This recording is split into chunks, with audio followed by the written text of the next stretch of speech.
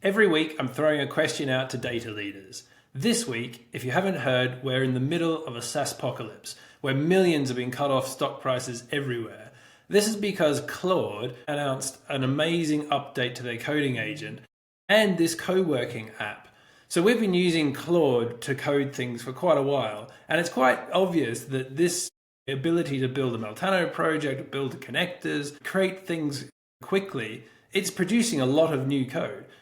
What's become clear to us is it still requires maintenance, still requires high quality engineering, still requires actually coding as an assistant. Creating net new things just creates a lot more things, and that's not useful to anyone. So co-working, I think, has got the real value when it's working with humans rather than completely replacing humans. So definitely there'll be a productivity boost. And one more thing, I was at Snowflake Build earlier in the week and they asked a question of the audience, who's using a coding agent? And hardly any hands went up, which I thought was so weird.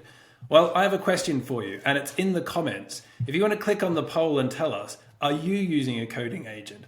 I think it's higher than what I saw in the audience, but I'd love to hear from you. Let us know.